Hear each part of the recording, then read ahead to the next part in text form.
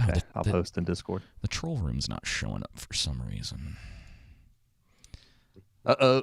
That's what I'm telling you, man. You mess with something and everything breaks. Wait, we're not talking about 5, boy.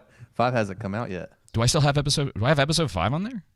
Oh no. Yeah. Whoopsies. I mean, I can fix that. It's like Yeah, you better. I think I can. I was like, fix it. I was more concerned that it had gotten released. we got. And I forgot. I didn't notice it. For some reason, HBO. I'll be back in 30 minutes, guys. They sent me an early copy, and I didn't tell you. Well, they released it early last week because of the Super Bowl. Yeah, they did. We're live. You guys never say it. Yeah, we don't. Yeah, we don't do any fun shenanigans at the beginning. We just go. You gotta warn me so I don't say anything racist, man. I did, but I said, David, are we live? And he said, yeah. But we just go. There's stream settings. Okay, hang on. I put 5 on there because right after you canceled on me earlier this week, I was like, I'll just add 5 on there so I'm ahead, and now I'm too far ahead. Okay, we're good. It's an easy fix. Boom, just like that. Sweet. Okay, I think other than the troll room not showing up, everything is functioning properly. So, I'm just gonna ask y'all how you're doing and let y'all take over for a minute while I try to fix this on the fly. Technically, how are you doing? I'm doing good. You go first. It's a beautiful Sunday. Just got back from church. I got to go back in an hour for some meetings, and looking forward to watching Night of the Seven Kingdoms tonight. So I've been absolved of my sins, and I'm going to sin a little bit more when we're done. Dude, I am I'm looking forward to episode 5 too. Just the build up and the setup in this show has been done extremely well. I will say that. But like we were talking beforehand, it's hard for me to recommend this to people because of the crudeness and crassness that's in it. Yeah, it's a shame. I love the book. I've read it. It's I think it's the best thing George has ever written. It's his best story, and aside from the stupid nudity in episode 2, like there's also added crassness and swearing that there's not as much of that in the books as well. I'm more forgiving of that than the completely unnecessary nudity in episode 2. There's a little bit in the first one as well, right? Right. And it's a shame because I love this show. It's perfect. It is the most faithful adaptation I think I've ever seen. Yeah, and I think from what I hear, I shouldn't say I think you're right. I should say that's what I've heard other people who have read the books, what they have to say. Yeah. And I haven't read them though. I can't recommend it to my mom. I want to because she'd love it. And she'd get real upset. I can't recommend it. Why are you showing me this? Yeah, but my mom watches my my YouTube channel all the time, so I have to apologize every Saturday night. I'm like, Mom, don't watch the show. Sorry, like you're not gonna want to watch this one. Yeah, I can't recommend it to my mom either. I'm right there with you. But it's so close. It's just take that out, and the show's literal perfection. I'm loving it. Yeah, I think that scene, I just finished watching it again, and to be honest, I think it sort of takes away ultimately, because of the shock value of it, from everything else that he's talking about for the rest of that like 2-minute segment, because it's actually very endearing and adds a lot good scene. Yeah, it adds a lot to Dunk's character. He's talking about like Sir Arland and all the things that he loved about him, and like you can see the way that they use that to just build Arland up in a very specific way, kind of imperfect, but also the reason that like Dunk is the person that he is today. Yep. And did you watch the behind the scenes stuff? No, I haven't. Just the little clips that I've seen online or whatever. But they said they decided to put that in because they spent the entire rest of the episode making fun of Sir Arlen, so they wanted to give him something nice. And you're like, but that's not true. that the scene, that whole episode is very positive on Sir Arlen, at least in Dunk's mind. And it's just everyone else who doesn't remember him. But that's not a reflection of the goodness of Sir Arlen. It's a reflection of the crappiness of the other characters. Agreed. Yeah, and I also at this point think that everyone who's like working on these shows, when they interview them, there's like 3 people that probably know what's going on, and they interview everyone else, and they say things, and you're like, we're not watching the same thing. Like, we're clearly not watching the same thing. This happened with House of the Dragon too. Yeah. Well, I will say it's not as bad with this guy though. Like, the showrunner actually knows what he's talking about, and this was like the only thing where I was like, bro, like, what are you even saying? He's actually really cool. He did an Ask Me Anything, I think, on Reddit. I think that's where it was. And you're right. People ask him questions, and he's amazing. He's like, oh yeah, I'm sorry, I should have put that in. Oh, I didn't. Yeah, the dialogue from. He's like, people are loving the show, and there were 2 specific things where he said, yeah, that was a mistake. That you're totally right. That should have made it in. I think it was in a version of the script, but it ultimately got cut. But it shouldn't have. It was the line in this latest. It would have been in the newest episode, not today's episode, a week ago. Yeah, episode 4, where Dunk is surprised because he thinks the entire world is against him, but it's just the nobles, right? Mm-hmm. So he shows up, and the crowd is cheering his name, and he's like, I thought they were cheering for my death, but why do they like me? And he's like, what am I to them? And the response is, a knight who remembers his vows. Which, and then he's like, yeah, we got the spirit of that across, but we did take out that specific line. And I totally agree. You get that sentiment anyway, but it would have been nice to have the line in. And the other thing he admitted was one of the sigils on the Targaryen crest. They have like personalized sigils too, and it would have helped to differentiate the 2 brothers. Mm-hmm. But yeah, that's a good point. And I think you hit the nail on the head when you said earlier about or I like what you said earlier about how this has been one of the most faithful adaptations of the source material of anything that you've seen. And I was thinking, when you said that, I was like, the only thing that would have made the Lord of the Rings trilogy of movies better if they've been even more faithful to Tolkien's work. Like, that's the only thing I could think of that would have made them better. And I think it just goes to show, like, you can stick to what the author has to say. And, when it's a highly regarded work, I'll give that caveat.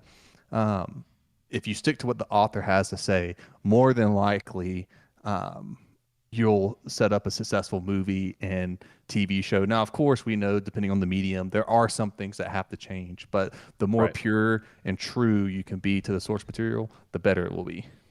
Seems to be the case. Oh, you guys ready for Lion, the Witch, and the Wardrobe? Dude, I'm telling you. I'm not ready for it. I guess I have to watch it on principle, right? Because it's gonna be garbage, and we need to take it down. But I'm not excited for that. It is mind-boggling. Narnia and Justice League crossover now that Netflix will own them. I can't imagine. Since the source material doesn't matter to them. Yeah, I can't imagine what this thing's going to turn into. I'm morbidly curious at this point. I'm telling you, they're going to open the cupboard, and it's going to, or the wardrobe, I should say, and it's going to open with, as they're going through the floors, "Welcome to the jungle," some kind of... Oh no! I think they're. Donald Trump's going to be the White Witch nephew, though. I guess the one gone on record saying they're doing Magician's Nephew, which is the wrong way to do it. Whoa! Wait, they're doing Magician's Nephew first? Yeah, they're doing Magician's Nephew first. I'm 90% positive on that. Yeah. Okay. Which I, on principle, I despise. When the publishers label that as book 1, because it is not book one. No, it is not. It is a prequel, but it only makes sense if you've read the other books. Like there's so much in that. It's I love The Magician's Nephew, and it's a garbage story if you haven't read Lion, the Witch, and the Wardrobe at least first. Oh man. Oh, brother. It's gonna be an interesting year. I haven't read those books in a while. I think I've been It'll using be more interesting than last year, that's for sure. Yeah, I'm gonna give a little tip real quick for all of y'all out there. So if you're tired of ads and you're tired of YouTube ads and you don't want to pay money for anything, download Brave on your phone and log into your YouTube account from that Brave app on your phone. And you can, not only do you not get ads, but you can also listen to things on there and turn your screen off, and you don't have to pay anyone for anything.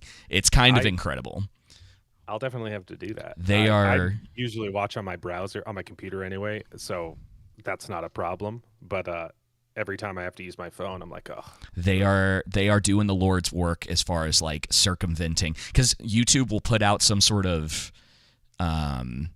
thing where they're like, oh, we're blocking all of the ad blocker stuff or whatever, and Brave will immediately come out and just be like, no, we fixed it. You can do this and get around it. Yeah. All completely legal too. Yeah, they are, man. I've been using Brave forever, and it's fantastic. So hopefully they keep it up, boys. Before we completely move past the Chronicles you're good. of Narnia. You're good. It was one thing to completely destroy Tolkien's works, but he also hated Allegory, so it wasn't about Jesus anyway, technically. But if you're gonna take the antithesis of Tolkien which is C.S. Lewis. Yes. And it's shocking that they were best friends because they hated each other's works. It happens. C.S. Lewis, it is pretty funny, explicitly and exclusively wrote in Allegory, and you're gonna adapt his books. Well, unlike the with atheism, yeah, it's not gonna be good. This is a foreign concept to the internet, but there was a time where you could argue with people in good faith and come to a disagreement and still be cool with each other. Yeah, and be friends. And stuff. It's kind of a foreign concept these days. They railed on each other all the time. Tolkien called his C.S. Lewis's space trilogy. Oh, shoot! What did he call it? He had a pun on the first one, the Out of the Silent Planet. It was, I think he called it like Out of the Boring Planet or something like. It was more clever than that. Man, I can't remember what it was. That's funny. All right. So I've got episode 3 up on screen right now. I think what we'll do is I'm just going to kind of click through the episode and we can kind of talk about different things. And if you guys happen to pick something that's a little further down, I'll do my best to find it, and we'll keep it loosey-goosey for the most part. But I do... Don't forget that when you have it on screen, we have a lag. So if you're... Keep in mind, David. Yeah, it's about a... What setting am I on right now? Okay, I'm on low latency, so it should be like 5 seconds or so. You should be... That works. About there. Let's do it. So I want to talk about the opening here a little bit with Egg. And the beginning of episode 3 starts out with him going to train the warhorse for Dunk. So, gentlemen, tell me about this scene. Tell me what you liked, because I think it's awesome. It's so good. It's kind of preludes to the fact of him, which, by the way, spoilers for anyone if you haven't watched episode 3 or 4 yet. But I got to guess it's a little spoilers thing. Kind of solidifying who he is. There's a little bit of that you get in episode 1 and 2, and then in this one, you can kind of start to tell, okay, he's Targaryen. And obviously later on it solidifies that. But I enjoy him taking the horse out knowing that he's not battle trained. Let's get some training in there. Mm-hmm. Well, he's also testing, like, I don't know if I can lift this lance, right? Like, Right. What's so cool about that too is if you go back like and watch the episodes again and you're paying attention to the way Egg is in certain scenes, like especially when they're watching everyone jousting or whatever's going on in those moments, there's like a point where he's watching them hand over the lances and he looks down at his hands and he's trying to he's like, I don't even know if I can do that. Like the little touches. This is something that they've always been really good at on the Game of Thrones side of things when they've been doing these adaptations. It's the visual storytelling, the little things that if you get so much out of it if you're paying attention to what's happening on screen. Yeah, this is not a show you want to watch while on your phone. No, it's not. It's one of the only ones left at this point. Yeah. I'm trying to think if there was. So yeah, there's like a few moments like that. There's I think it's in episode 2, where Egg is talking to Dunk right before the tug of war, and he's like, I'm small for my age, and he's trying to like build that relationship with Dunk, and Dunk doesn't understand. Like they're not like on the same wavelength at this point. Where he's like, wait, aren't you trying to like help me or like teach me something? And he's like, what are you talking about? Just like because he says, everyone calls me short, even for my age. I'm short. He's like, well, don't worry about it. Everyone called me stupid. Yep. And like, what's the point of the story? Oh no, they just always called me stupid. What business is it of yours? There's supposed to be like a resolution to that story, but I proved them wrong, right? Right. I enjoy the scene too because it's just his Egg's kid-like sincerity, how that shines through, and how much he enjoys being a squire and the knightly things, despite his Targaryen inheritance and who he is, and this knowledge and wisdom he appears to have as well. I like how that shines through. And then also you get those moments of Dunk acting as a father figure. And I really enjoy how, with how Sir Arlen was with him, some of that shines through in when he says, if you don't shut your mouth, I'll hit you in the face, basically. I don't remember exact words, but something, I'll give you something to cry about. And yet then he never actually does anything because he genuinely has a soft heart, and he's never going to hit him or do anything violent towards him, even if Sir Arlen was that way towards him. But because of how he was raised by Arlen, that comes through. But then whom he truly is, which is honorable and virtuous, that overcomes that side. The casting for this show is immaculate. They should cast everything.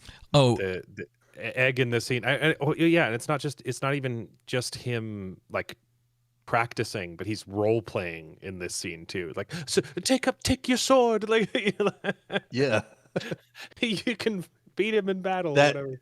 It's childlike sense of wonder, and as you just said, role playing, but then also preparing for what may come too, and that sense of wonder about it, and innocence as well. He's got that childlike innocence, and not just childlike. It's also a little bit sheltered too because of his aristocracy.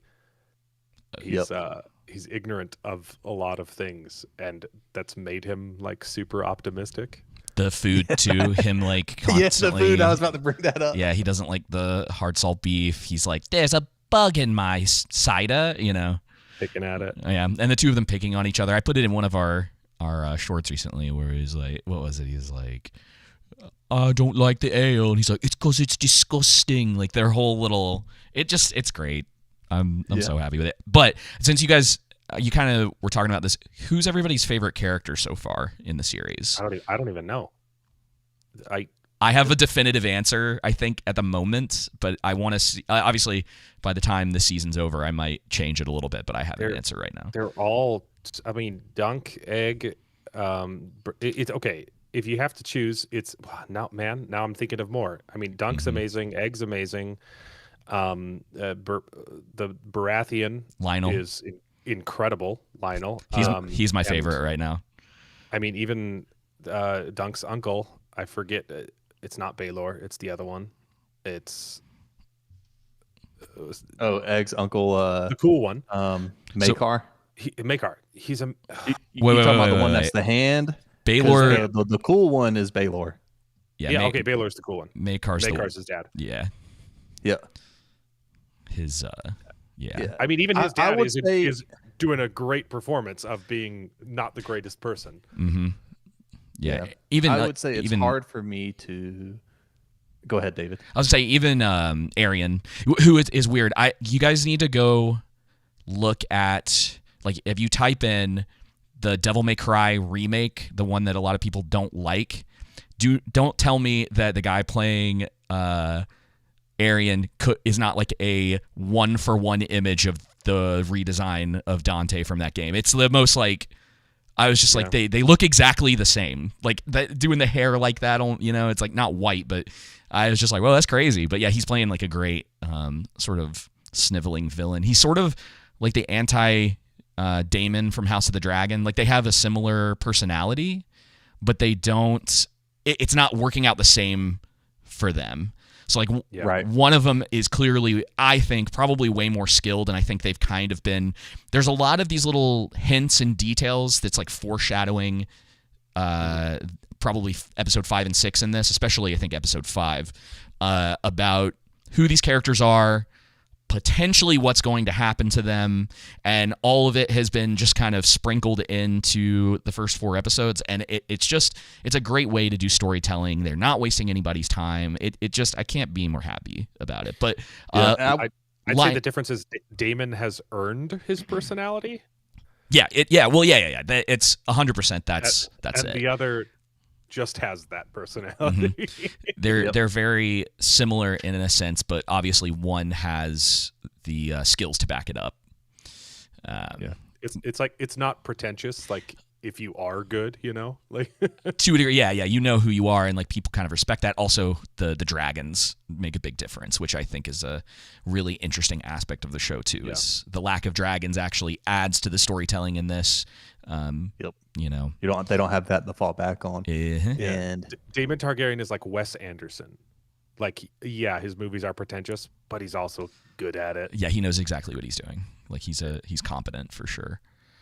I would say to answer your question, David, it's hard for me to say who my favorite character is. I will say I'm most intrigued by Baylor because I haven't seen this, but I'm assuming when Daeron gives. All right, so Daeron gives his what is it? Talks about his vision he has, his dream he has, and how that comes true. So, kind of knowing George R. R. Martin's writing style, this is what I'm presuming is that it's going to be bittersweet episode 5, meaning that Dunk's ultimately going to win, but Baylor's going to die. I got a feeling because that's the thing that would cause the most drama and be poignant and everything, and so that's kind of what I'm predicting tonight in episode 5. I picked up on that so much in episode 4 how things were building, and I know it's going to happen. I just know it. I got it in my bones. I could be wrong. Maybe it's Arion who ends up getting killed somehow accidentally or whatnot. So I guess I say accidentally. We continue on to answer your question, David, but I needed to ask a question. Are they fighting to the death, or are they fighting until someone yields? So go ahead. Dunk does not have the option to yield. Okay. Does Arion? So it would be to his death, but Arion can yield. Yeah. And everybody else can, because they talk about his Egg's older brother. He's basically like, just hit me in the head and I'll be done. So they have the option if available, but typically it's like a fight to the death, I think. And I guess Dunk could yield and then he would be executed. Yeah. But is it exactly the same in a trial by combat, or can the winner can choose to what am I trying to say? To allow kill the other one? Yeah. Right. Yes. I literally just my brain.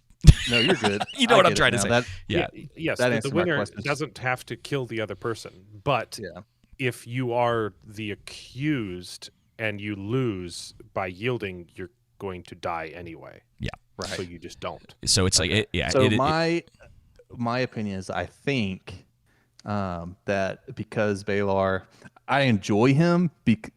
I guess he may be my favorite, even though he doesn't have that much screen time. Because I do think he likes Dunk's honor and virtue and how he holds true to being a knight and what it means in their code of conduct. I also think the reason why he came out I know we're jumping ahead, David, but you're okay. I'll say it like this before we jump too far ahead. I think he plays things from that lens, but then also how to keep the realm stable and the Targaryen name looking good, especially in contrast to Aeron, and how we're going to get that scene to where the crowd ends up not liking him. Yeah. Well, and the thing I think that has to continue to be remembered as the show is going on is that Dunk might not be playing the game, but there's a lot of people around him who are still playing the Game of Thrones. Yep. So, and Baylor is one of those people, and that doesn't even have to be in a bad way. It does not necessarily have to be in a bad way, because if Baylor talks about this throughout his screen time, that they're there on a mission of peace, in a sense of to try to unite the realm, because clearly people are very upset with the Targaryens. And so when Aerion kills the horse and everyone, the small folk get mad and they're throwing rocks and the chaos ensues, there's visual storytelling in that as well. That's they don't have and people have said it, but they don't have the dragons anymore. It's things are very different. It's much more political than it is a show of force anymore. Before, it's really easy to wipe out a group of people and keep them in line when you basically are riding around on a nuclear weapon. And now they don't have that, and so they're trying to do that, and there's these tendencies of the Targaryens that are getting in the way of that. Not to mention, I don't know exactly what happens, future-wise, if we're talking very far future for the characters, I know where things sort of end up, but I don't know the moment-to-moment stuff exactly, which is great, and that's been fun. I'm probably going to read the books, or at least listen to them, the audiobooks after this. They're worth it. So I'll get caught up, because I can't help it. I love the lore and craziness of all of the Game of Thrones stuff, all of the sort of things that George it's the stuff that he said he's never going to go into detail about, and sort of the mystery of what's beyond the veil, if you will, and the way that everything plays out. But yeah, I'm enjoying the very small nature of the story so far. But like I said, Lionel Baratheon is currently my favorite character. I'm so intrigued by him because I'm really interested to see how this episode plays out for him specifically, because he's also playing the game, and I think there is a hint of unhingedness, if you will, in him, and that he's a bit chaotic. A bit of a wild card. He is. He's a bit chaotic, and he's clearly, I think, Daemon Targaryen.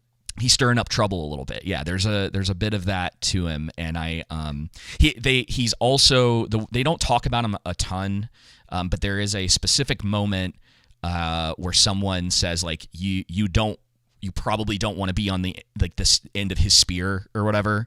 And the actor's doing great. It came out this week that he tried out for 2 other characters in Game of Thrones, and didn't get the parts for either of them, and now he's playing this character, and I think he's doing a great job. I think it's really, really cool. So he's also a little bit more calculated than he acts. Yep. You can see it from that first moment that he sees Dunk. You can see the gears are turning in his head. It's not. He's sizing him up. He's trying to figure out who this guy is, what he's all about. Because you have someone as big as Dunk walk into a room, and you're immediately going to be like, okay, who's this guy, right? It's like the Mountain walking into a room, right? I mean, not one for one, but someone that looks like that walks into the room. He has a big presence. There's also some really cool stuff with Dunk. where he's there's a scene where he's training with Arland, and I again, I think I missed a lot of this because of the the nude scene at the beginning of episode 2. I just like my brain was like, so I just wasn't paying attention to the details for that like 2-minute span.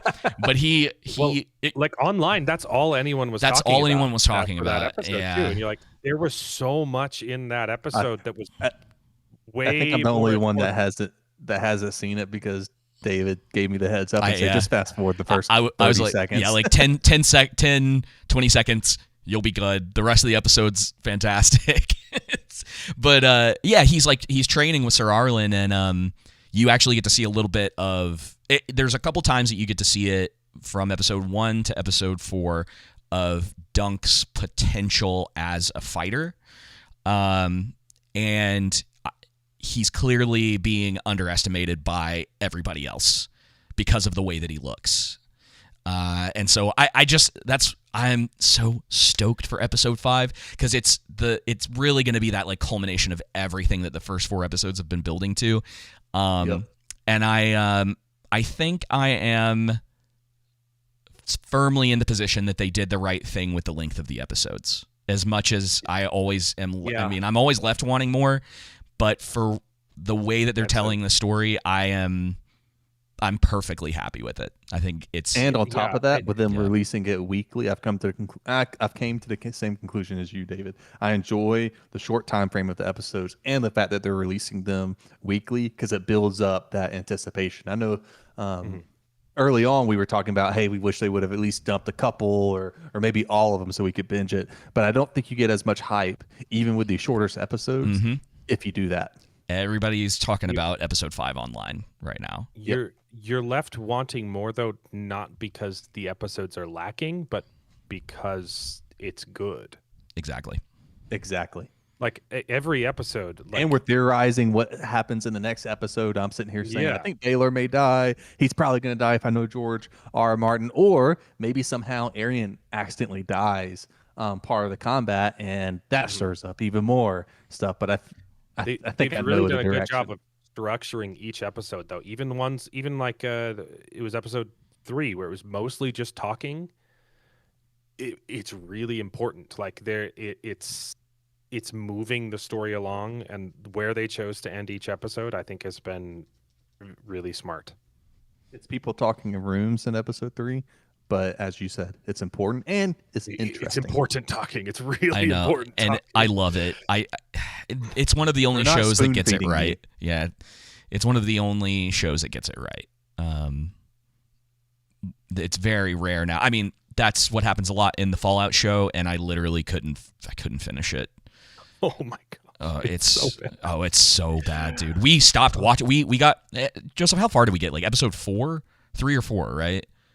I think we got to 4 and just stopped because it was the episode after all 3 of the Death Claws were chasing after them, and the barbed wire, the chain link fence stopped them. Oh no! And it was 2 seconds earlier where they showed it break through like a brick building. Yeah. Like with its head. Not even like it was just like stood up and it smashed and through it the crumpled. building. And then oh no, this fence. Yeah, this fence. Stainless steel. Yeah. In the next episode, he throws a Deathclaw picks up the main character and throws him through the fence and breaks it open. Of course. And then oh no. That means they can get in now. You're like, technically, that was the only way. He could have done that from the very beginning. He could have. That was the only way because it's their weakness. So it's their kryptonite, you know. So I think a lot of people, they're either jumping on the bandwagon because they don't understand, and I'm just kind of talking like mainstream media, like entertainment outlets, because I've seen a lot of them as the season's gone on. They've switched on Fallout because everyone was in love with season 1. Despite it really not making sense. Witcher effect. Yeah. Season 1 of The Witcher might be better. Absolutely. Season 1 of The Witcher is. It's fine. You might like it a little more than I do. It's fine. Not terrible. It's got some good episodes. Like it's got like good Do you episodes like of it television. more or less than The Last Jedi, technically? Okay, you guys bring up The Last Jedi a lot. It's been a long time. I will say, I liked it when it came out. I haven't rewatched The Last Jedi since Yesterday? since the third movie came out, right? What's Rise of Skywalker? Since Rise of Skywalker No. released, it made The Last Jedi completely unwatchable. There you go. Hey, Yeah. And hey, this just goes to show did you were say talking about Tolkien it had a and lot of C.S. flaws. Lewis. My point with The Last Jedi wasn't that, oh, it's a perfect movie. It's that I think the problems with that movie were caused by the first one.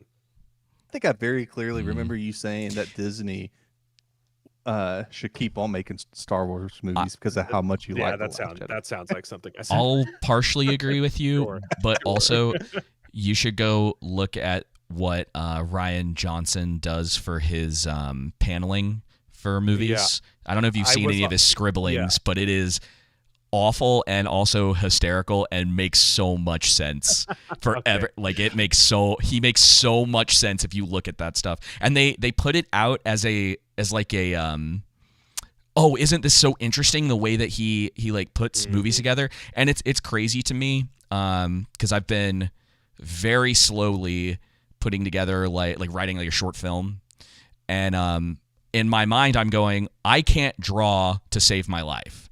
I was like, if I'm going to have someone do like paneling, I'm going to hire someone and be like, can you help me with this? And like work with someone to do that. And this guy is making like multi-million-dollar movies. Like he's got a contract with Netflix. He has all the resources he needs. And he's like, here are my little scribblings, and it makes no sense, and then it shows you like what the hired person is doing, and you're like, how are these the same thing? You want me to make it worse for you, David? They also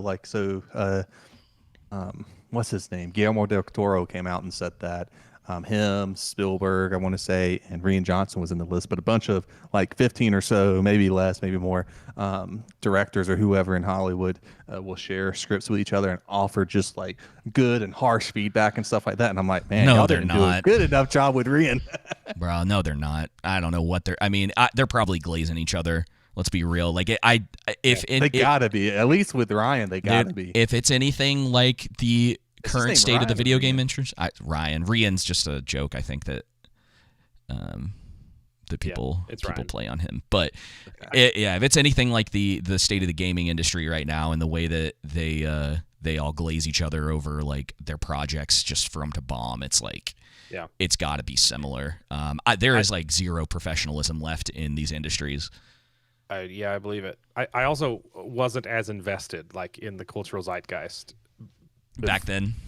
It's the dude. So I didn't hear any of the interviews, and I know people have talked about like his interviews, like he blamed fans, and like if I had seen that, I would have hated the movie more. But I saw the movie without any of that context. I walked out of that. It has its problems. But I think the biggest issue is that people take with it is Luke's story. And it's a big one for sure. I don't think you can watch the first movie and come up with a better answer. So I think all of the other possible answers make Luke look worse if he just chooses to, I'm not going to help on purpose. Whoop was saying in the troll room that The Last Jedi is the only reason like I'm assuming he means involved on the internet. And it was the same. That was the same thing for me. I went to go see it in theaters. At the time, I still really liked the first one because no one had actually. It was a weird thing for me where it was almost like the first one too. I got sat down and was like, hey, that first movie's not very good, and here are the reasons why. And I was like, I was the only one when that one came out. Yeah, but you weren't. Yeah, but he was not a Star Wars fan. Even though I did enjoy it's objective though. Yeah, maybe so. I liked the first movie, but I thought it was really stupid that Luke was missing, and no one. Agreed. And I was like, "There's not a good answer. There's no good answer to that question." But the Last Jedi, Luke just disappears, and I was like, "Okay," and I actually answered it before Ryan Johnson said. I'm like, the only way that this could possibly make sense is if like Luke has like somehow cut himself off from the Force. He's become disenchanted with the Force because like it requires balance. So maybe his thing is like, if there's a light side, it makes a dark side, and so he's just like saying, "Hey, the world is better off without it." It is possible that other than and then that's what they did. Yeah, so. Luke not being in the first, other than Luke not being in the first one, the bones of what they did, it is probably possible that they could have actually made a good trilogy out of that and made it work properly. But it's pretty clear, especially now, that it didn't work. But yeah, it was the thing for me that like changed my entire perspective on the way that you critique movies, the way that you look at writing. It's crazy what that movie did for people. It was that one choice that forced all of those other problems. Yeah. And I don't think you can, if you take that one decision out, I think you can salvage the series. Mm-hmm. But with it, there's no good answer. And I hated the Casino Planet thing from the beginning. That was always retarded. No, it's very And Canto Bight it was in that video game. Was it Outlaw? Whatever, I don't even remember. Jedi Outlaw. The one that killed Ubisoft. Literally, I haven't cared about Star Wars in such a long time. It makes me very depressed. You could potentially argue that Rian Johnson didn't. I mean, it's Disney's fault, obviously, but like because of him and because of The Last Jedi, they killed a video game company. Yeah. Like Ubisoft spent so much money. Like that thing was supposed to be the big, and it is a pile of garbage. It's kind of crazy, honestly. But anyway, let's let's get back to that. I was just messing with you technically. No, you're good. I You're just good. gotta defend myself a little bit, okay? He makes. I liked it when it came out. I really liked it. I rewatched it several times. Yeah. In spite of its flaws, I haven't rewatched it since. It's okay. It's okay, buddy. I just gotta save my credibility just a little bit. Okay. It's all good, dude. Oh, it's so funny. Okay. So I understand why people didn't like that movie. A man appears while this is another character that I'm I especially on second watching found more interesting, and I had to look up his name because, to be honest, there's so many characters in this that I am having a hard time keeping up with it. This is Robin Reisling, and as far as the show is concerned, we know very little about him except that he has sort of a spiritual nature to him. He has this feeling of almost like a higher calling, like and it's kind of the way he's that like he's the speaking. guy with the. I'm assuming he's kind of going to be the religious character in the sense of what's his name from Game of Thrones that had the Beric Dondarrion. That had the bandana around his eye. Who's actually has a relative that's in this show. The Dondarrions are mentioned. He's the first. I can't remember what the guy's name was, but he was one of the first people that Dunk went to see about Arlen and see if anyone would remember him. And he shoos him away at some point because he was like, "Oh, my many people like fought for my father or whatever." So they're related. But yeah, he's definitely got the same. He's definitely got the same vibe as. And he's Beric. It's just because he also has an eye patch. He's also missing an eye for sure. Yeah. And he's definitely got this thing to him, and he even says it in episode 4 where he's like, I should start writing down some of these lines that these guys are saying because they are really good, but it's essentially along the lines. It's like if you go against, what does he say, like the warrior or whatever. Or it's like the crown is going against the warrior, and so I have to pick that side. It's like he follows like what he believes is right in a similar sense to Dunk. There's a huge sense of honor with him, and honor demanded that he fight on Dunk's side. So it's pretty cool. Agreed. He's a cool guy. Seems cool. He's one of they're almost that his entire team that he's going to have in this. I'm so interested to see how all of it plays out.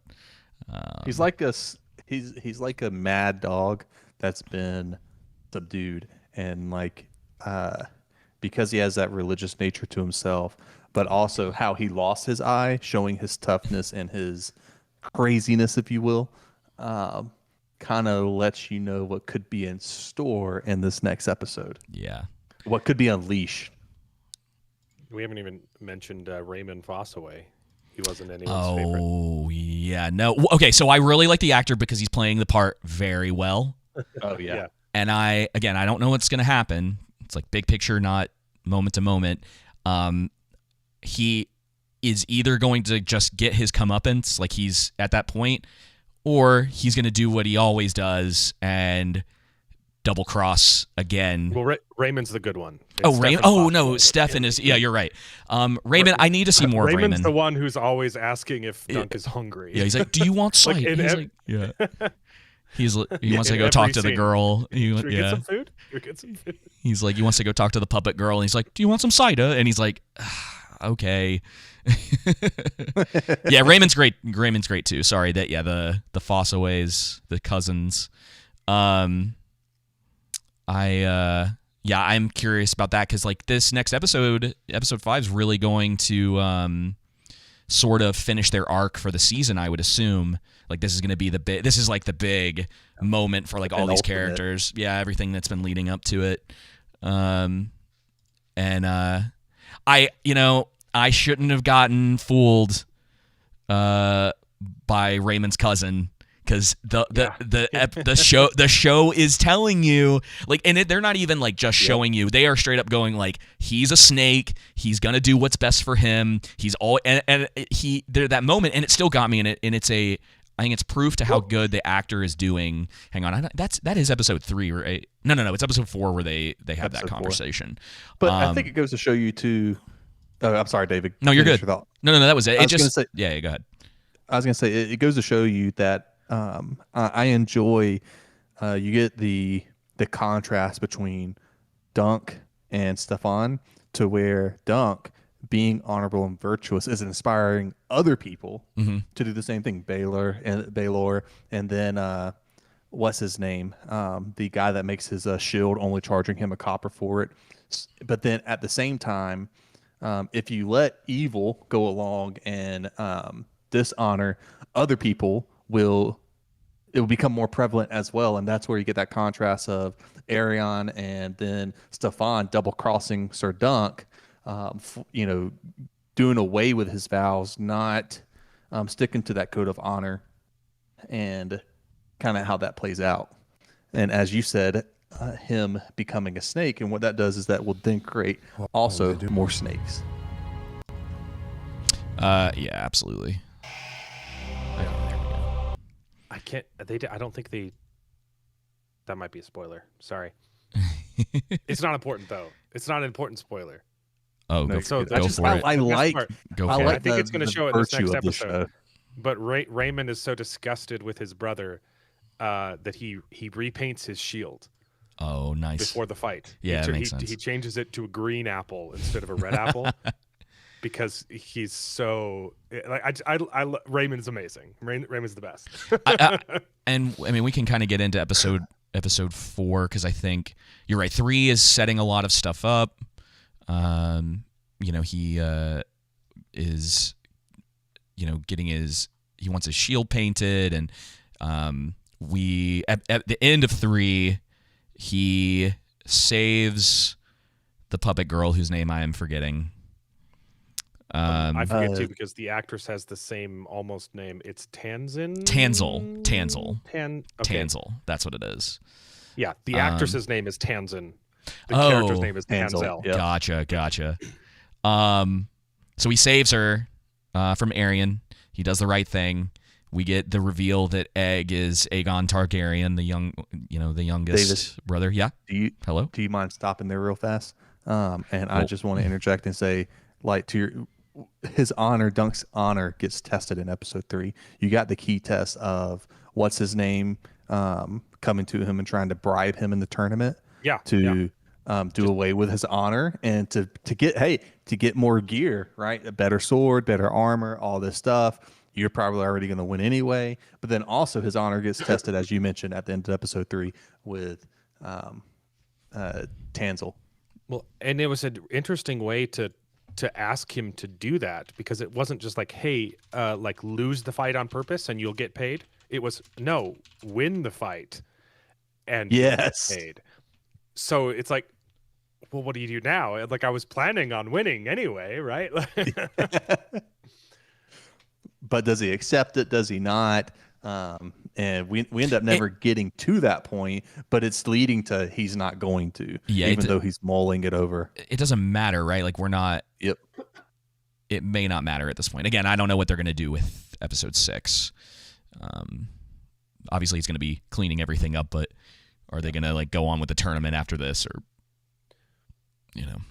And I enjoyed the world building of episode 3, by the way, too. That was another positive for me. It just seeing Duncan Egg walk around the tournament grounds and seeing the world more, and the visual storytelling, the cinematography, the vibrant colors, being able to see things during the night, during the day, the consistency of things, I think was just really well done, along with, it's raining at the end of the episode, or they're mentioning the rain at the end of episode 2, and it starts raining at the end of episode 3, and then it continues raining at the end of episode 4, and people are like, oh wow, why is that a big deal? But in a lot of shows, they aren't that consistent in remembering what they said in previous episodes. I mean, some shows forget that they killed off an entire race of characters between episodes. Game of Thrones. We just forgot that we forgot about the Iron Fleet. The Dothraki as well. Oh, dude. Yeah. Yeah, dude. What if we just had them run directly at the enemy? What if they just... that has numerous men. And the behind the scenes for that episode, they said, you are now seeing the end of the Dothraki. And then they're there in the next episode. It's a really bad... that show... I'm not exactly sure when it started, but it wasn't just the Dothraki. That show actually had a pretty hard time giving a good understanding of how big people's armies actually were, like across the board. I remember always being like, oh, okay, I think I was confused about how much of a blow this battle was for this group of people versus this. Dude, we put out a clip. Before we get into the rest of episode 4, we put out a clip last week where Joseph was kind of talking about the morality of Dunk and Brienne, who is potentially his ancestor. I think George has confirmed it. Shield, so. Yeah, he's confirmed it, but it's not like in the writing yet. Like he hasn't put ink to paper about it. And he might have just confirmed it with the actor has accidentally spoiled a bunch of stuff. Yeah, the Summer Hall thing got completely, at least part of it, which is crazy. Well, and then Dexter, the guy who plays Egg, has spoiled a bunch. Oh of yeah, stuff. that kid's hilarious. He's so funny. He's like, I don't particularly like cursing, but it is my job. He's great. I do it because it's my job. Yeah. It was juxtaposed too with the other guy saying like, "Oh yeah, I was uncomfortable swearing in front of him. Oh, I don't even like it."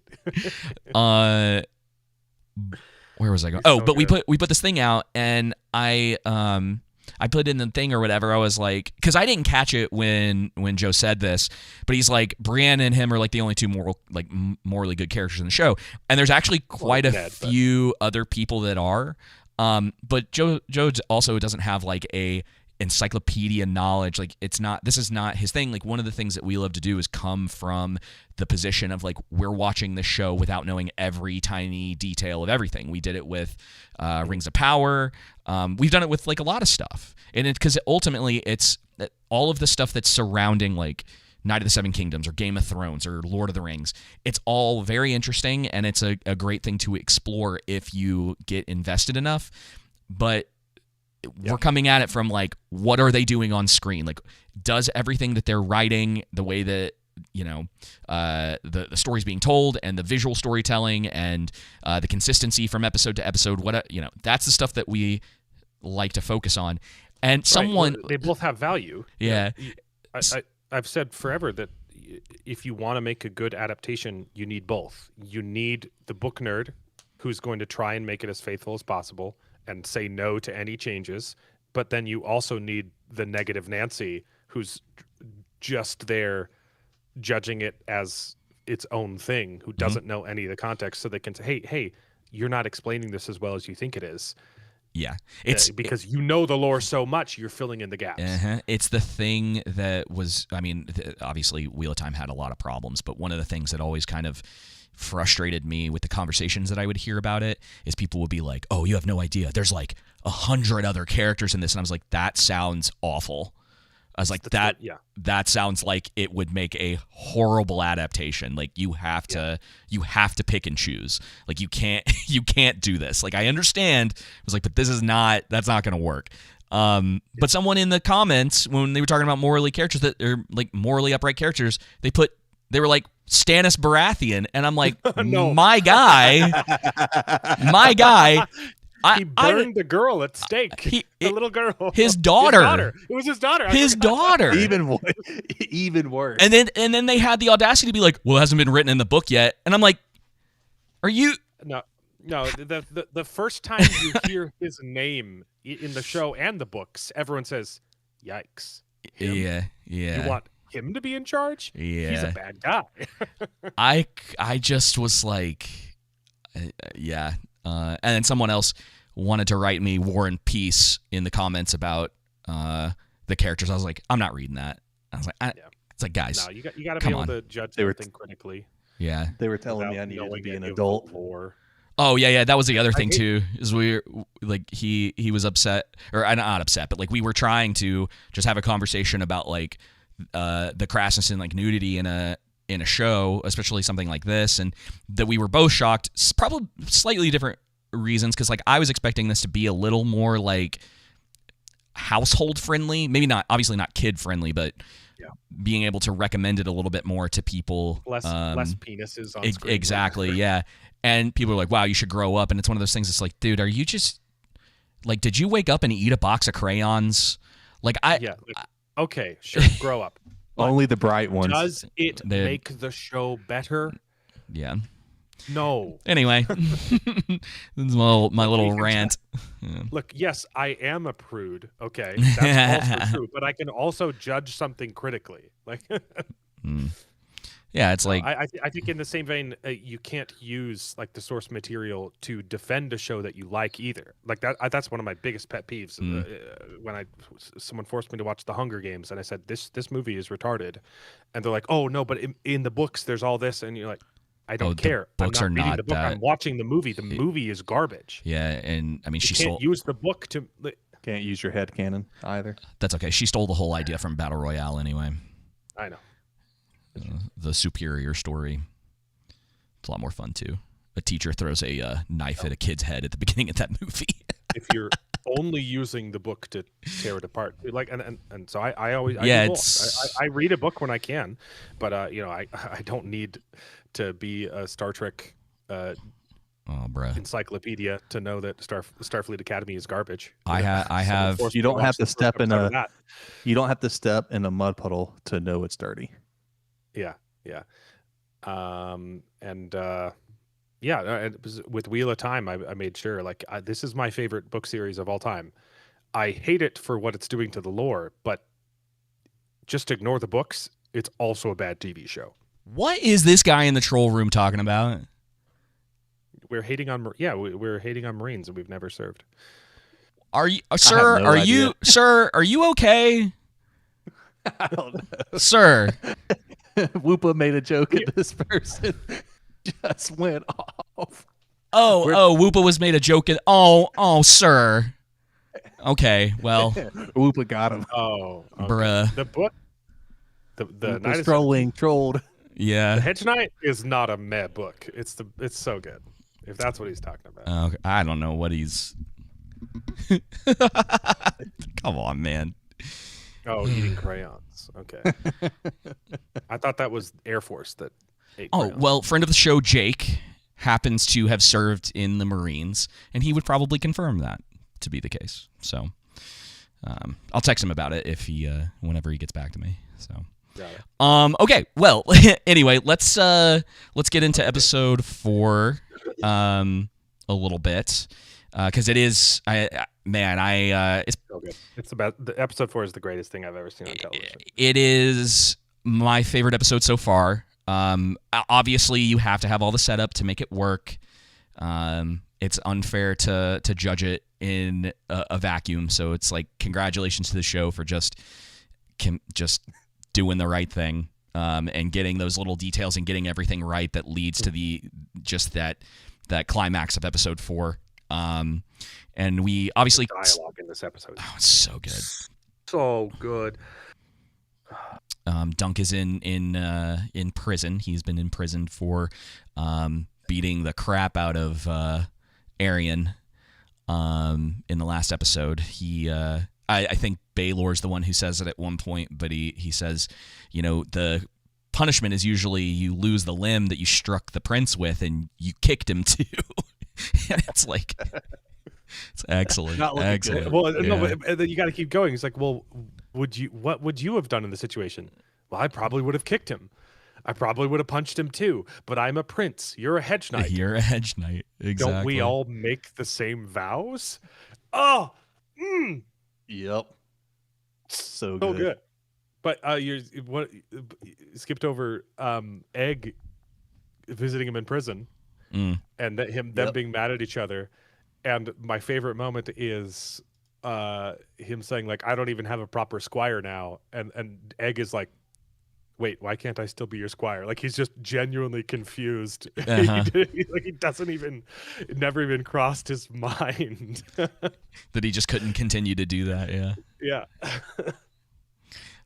Yeah, it's great. And obviously, like, it's a little bit later in the episode, but they sort of reconcile that, and he does. It's not even. It's great the way they do it because they don't spend a ton of time on it. Egg basically is just like, well, I'm your squire, therefore this, and Dunk's like, oh, yeah, and then like things kind of they continue on. Like, they don't have to sit down and do what they did at the beginning of the episode again. It's not like the third act of a rom-com, which is always the same thing. Oh my gosh, yeah, and it's great. It's good pacing. Like, this is. You mean you were lying to me the whole time? Yeah, and then sitting down and talking about their feelings for 5 minutes. It's like they don't. We get it. We can. You can have like sharp dialogue and have it move on without having to spend so much time in the show. Like they seem to understand when to slow down, when to keep moving, how the pacing needs to work throughout the episode, and it's fantastic. I also enjoy the line when Egg says to Dunk, "I never meant to lie," and Dunk said, "Yeah, but you did." About everything started with your name. I had not heard of a Prince Egg, kind of reinforcing. It was just a good moment of morality within the show. Mm-hmm. And then to your point, David, that you said, and they don't carry that drama between Dunk and Egg throughout the entire episode like other shows would have. It's rectified fast with him going into Baylor's office, or what have you. Is call him Egg. Yep. And he Dunk calls him a good. He said, "Hey, he's a good boy. He's a good squire." And I enjoy how they you get that softness and tenderness of Dunk, even though he's angry and mad, and how they rectify it fast. They don't let it linger throughout the episode. Mm-hmm. Agreed. And if you go back and watch, like, Egg didn't really lie either. Like, he never said he was a stable boy. Yeah, he never answers the question. He was just playing in the stables, and he assumed. But it was a lie of omission, right? For sure. Right. Yeah. I'm just, but it's really clever though, because like the innkeeper says, "Oh, is the stable boy missing again?" Which implies, yes, there is a stable boy, and he was missing, and Egg was there instead. Yep. There's a line in there where he's like, "Are you an orphan?" And he just goes like, "Are you?" Or he just reverses it on him without even answering the question. And even like he in the first episode, he throws the penny on the ground for him, and he says, "I know you're gonna pick that up, the moment that I leave." And he, like, the implication is that he never does, because he's just standing there. It's not even like he turns his back and then he goes after it. He just stands there and watches him leave or whatever. And it's why would I want a penny? Yeah, exactly. Because his brother's in there with the dragons. Like, and that was one of the funniest. I cannot believe I missed this on the first watch. That he his brother Darren. Yeah, he puts the golden dragon down on the ground, and the camera sits on it for like way longer than you think that it would, as like an indication of like who this guy is. And I was like, I can't believe I missed that the first time. Yeah. I was like, of course. Well, and even if you get he's Targaryen, that you might miss that Egg is. Exactly. Yeah, you might not realize that the two of them are still together. It's quite clever. It's one of the things I really like about the show. I enjoy the opening too of the going from the Starry Night to the ceiling of the dungeon that he's in. Man, the hopelessness that he's kind of facing, and he's like, I'm just screwed. So he's then brought in front of. Go ahead. Oh man, I like Arian's. He's playing. The actor is playing him so well, and I thought it was the actor that played Jace from House of the Dragon. I'm like, is he playing like? Is he also in this one just playing this guy? Lot like him. Looks a lot like him. But it's not. I had to look it up. I'm like, okay, it's not. But I enjoyed how they're making him villainous. You could argue maybe it's a little bit over the top, at least with the in certain aspects. I would disagree, but I could definitely see someone's perspective on that. However, I think it's the little things. It's his mannerisms. It's how he's a little bit of Peter Jackson going on here, and how he's eating those nuts or whatnot and making that Lord get on the floor to get the one that fell off the table. That is the Lord of the guy that's putting on the tournament, which is. It adds to it. He's literally groveling. He spends, after he goes down, I'm pretty sure he spends the rest of the scene on the ground. Like he does. Yeah. It's. But what choice does he have too? Like if he exactly. You know what I mean? Yeah, that is Lord Ashford. Ashford, that's right. Yeah. And he's so funny. There's the first time Dunk, when he's hiding in episode 2, when they're all in the room talking. So I can't remember what Lord Ashford says, but he makes this like remark. He's clearly like trying to suck up to the Targaryens, and he makes this remark, and he looks over at one of the Targaryens, and they don't pay him any mind, and it's just like, oh yeah, whatever, and like kind of goes back to what he's doing. It's really good. Yeah.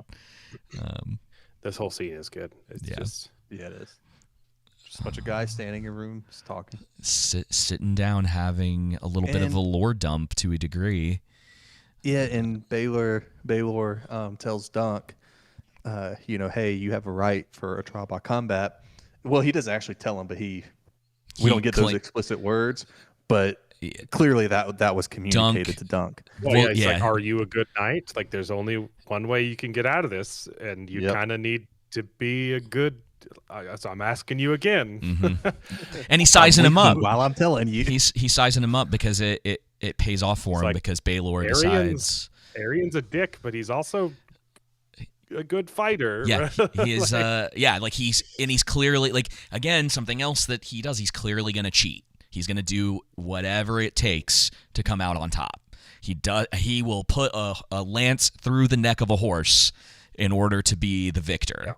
Yeah. So that, he's definitely, and I think Dunk is aware of that. I think but there's also clearly, Arian, there is a bit of fear there because Dunk would have had him dead to rights in episode 3 if nobody had stepped in. It took four guards to pull Dunk off of Arian in that episode, and it's still they had 3 and they were still struggling, and they had to bring in a 4th to show just like how strong this guy is and how much of an actual threat he is. Yeah. And to add to what you're saying, David, he said he's from Flea Bottom, so I'm going to get this aspect that his fighting is going to be very gritty and dirty, and not dirty in the sense of cheating, but just like a lot of grittiness about it. That's the only word that's coming to my mind now. But he's trained. He's willing to get down and dirty and fight, and I know he was trained by Sir Arlen to an extent, but he's going to have he's going to be street rough, street fighter type mentality I'm getting from him. It's not the same. Yeah, it's not the same as the princeling who's trained, because they mentioned this with Lionel as well, when Lionel and Dunk are talking early on in the show, that he hasn't been trained by the best of the best like Lionel has. Yeah, it's going to be very different. I'm really curious. It's a difference between like fencing or a boxing fight versus an MMA fight or a street fight, and I'm getting that street fighter type of understanding from Dunk. Yeah, does he have training in the official art, so to say? Yes, but that he comes from the roughest part of King Landing, being Flea Bottom, and I think he's going to fight in a similar manner when he goes up against Arian and everyone else. Yeah. So he's told that he asks for trial by combat. Arion refuses, and his father tells him that he can't refuse. And then he says, "Well, I want a trial by 7, I believe is what it's called." And most of the people in the room don't have any idea what that is, including Dunk. And Baylor, being the absolute Chad that he is, gives everyone a little lore lesson about the people who came across and they brought this with them, and it's a trial by combat, but it's 7-on-7 essentially. And it's a smart. I enjoy the play from Arion, understanding, hey, this dude just beat the crap out of me. I could come at it from the. Is it a religious thing, right? Do I understand that correctly? The trial by 7, the gods will be, that's what they say. It's he's playing that. He doesn't believe Dunk is going to be able to get 6 other people to fight with him. It's a smart play for sure. It's a smart play for sure. Exactly. Who's going to come up against the crown and fight against the crown? So the odds are even more so stacked against Dunk, and it's heightened that tension because it's who's going to come up against the crown? And Arion gets to play it from the standpoint of, even though he doesn't believe the religious stuff that's obvious, he's going to play it that way.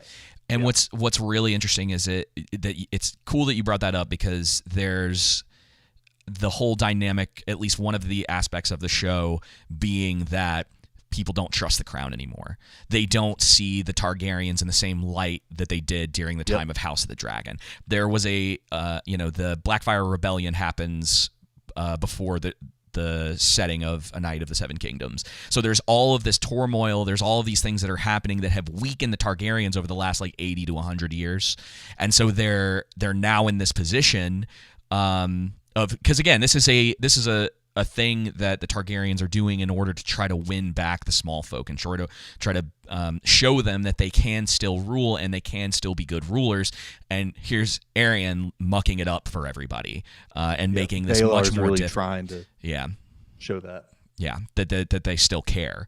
So it's going to be very interesting to see how that happens. But yeah, it's clearly Arion does not care about the 7. The Targaryens, if I remember correctly, typically have never really held that very close. They believe themselves to be gods. They believe to be demi-human, if not fully godlike, because of the dragons, because of all of the their bloodline is different. The shows have never done it, but they're supposed to be blonde with purplish eyes. Or it's they have a hue of purple in their eyes, and so that was supposed to be the other thing that they've always stood apart as something different, and they've always kind of ruled over the people. And over the years since they originally came to Westeros, that line has diminished over time. They've had sort of just a tragic history, if you will, and so he's still got that idea in his mind, so he doesn't care. You're right. I think it is that he's trying to be smart about this. He's trying to. He knows he probably can't take him in a one-on-one fight. His size could be the deciding factor in that. Well, that was the point. That's why Baylor told him to ask for trial by combat, because he knew he would say no and then have to recant his accusation. Yeah. There's no way he would have agreed to that. No, but I think that was what he was trying to happen. Yeah. As I said earlier, I think that's also why Baylor takes Dunk's side, is also, hey, he respects that there's a knight that holds true to his vows and is virtuous. At the same time, it's to protect the Targaryen name. In my opinion, Baylor is a very calculating person, and that doesn't have to be a bad thing. He's analyzing the whole situation. Therefore, whether Dunk wins or Arion wins, there's a Targaryen on the winning side. Yeah. Sorry, guys. I was doing something. Yeah, I agree. All right, so let's see. We're getting close here. I'm gonna have to go in a few minutes. But you're good. Let's talk about Raymond's cousin for a second, because we had touched on this briefly. Very impassioned speech. Stefan. Stefan Fossaway, thank you.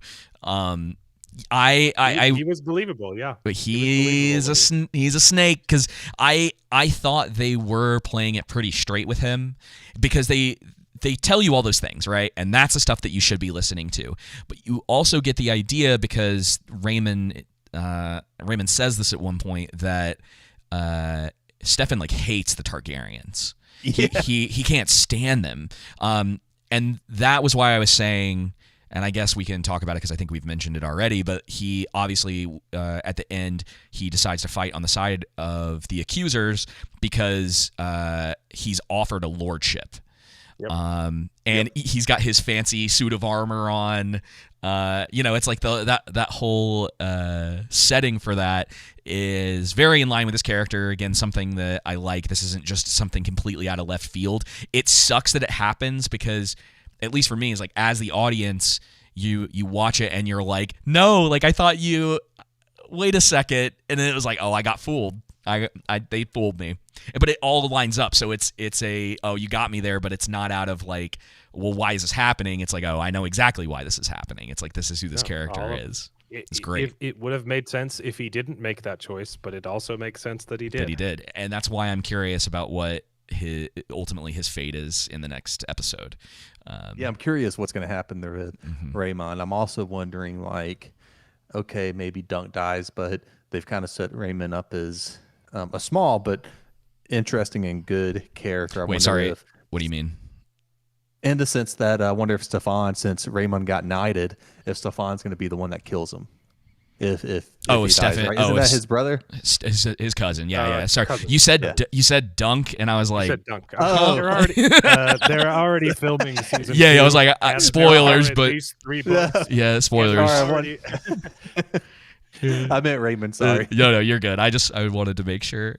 I appreciate that clarification. But yeah, he's a great actor, and I think him being able to play this character the way he does adds to that. Like, he just is he going to get his comeuppance, and is it going to come by his cousin Raymond, or is it going to come from someone else, or is Raymond going to that? Are they going to show that he's going to give Stefan his comeuppance, but Stefan ends up killing him or making him yield, embarrassing him in some way? Something, yeah. That would be, obviously, that's like the crowd pleaser, right? Like that's one of those things you do that it's like, you finally got what you deserved. Without spoiling anything, the reason so many people love these novellas and is they do have George's signature twists. Signature twists in world building and a little bit of nihilism, right? But they are significantly more optimistic than A Song of Ice and Fire. So, nice.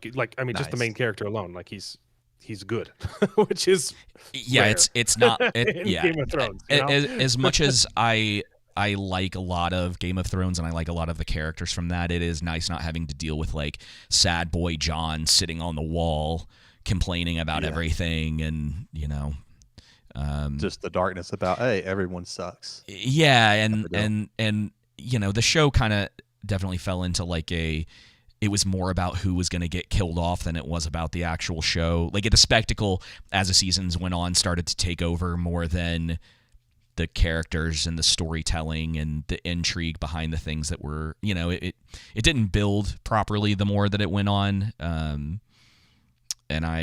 this being, adding a little bit of hope back to it and allowing like characters to have those heroic moments is nice. It's a nice change of pace, and that's, I think, one of the reasons why a lot of people look at episode 4 and they're just like, Joseph, I think I sent you a text message right after I finished it. I was like, this is what we've been talking about. This is what we've been saying that's been missing. Like, this is the closest thing to like your Lord of the Rings moments or your moments of hope of Gandalf coming in at the last moment to help save the day, and like the heroes doing heroic things and ride out with me one last time, like that kind of stuff. That's what's been missing from everything for quite some time. So it's nice to see. Yeah. It's nice to see a glimmer. It's nice to see something there that's like, okay, people like virtue and the hero's journey, and not everything being we understand that our world is, has this darkness to it. But it's one thing to have to consistently see that in fantasy to where, everyone's just after their own self-interest. Yeah, we already know that. But and I'll say too, it's like I kind of want a little bit of both, and it's something that people don't always understand. When I technically, I don't know if we've ever talked about this, but like one of my current like favorite villains is in this comic book called Nemesis. He's just like total chaos, like totally not a good dude. Absolutely is just like out to destroy heroes and like do terrible things to people or whatever. And I don't like him because like from a moral standpoint, because he's like that. He's just an awesome villain, and he's a villain personified, and we don't get a lot of stuff like that because the whole thing that they do now is like, oh well, everybody has this sensitive backstory. Who's Nemesis, right. Mark Millar, yeah, he's great. Like legitimately, like I don't want to spoil it. I've only read the one that's decanonized now. Oh, the first is that the first one? I'm getting It's so good though. The opening of that is fantastic. I have the rest. I'm getting around to reading all of Millerverse, but I've got some of the comics to read first. Yeah. I have the alt art of Hit Girl 5, the one that's like the Elektra cover. Mm-hmm. It's pretty cool. I love his stuff. I'm going through Ultimate Marvel right now. Oh, nice. But I'm also jumping around through like Riververse and have you read King of Spies? Have you read King of Spies? Not yet. You need to read. That's getting adapted. Dude, it's so good. We just read Psychic Sam, and apparently my Conquered is on its way. I'm excited for that. Oh, nice. My brother and I have we're trying to do more of them too on YouTube. One a week, our Ultimate Nostalgia, where we're doing comic books. That's cool. Yeah, I've just focused on him. I don't want to get into like, there's too much going on outside of someone who writes stories that just start and end.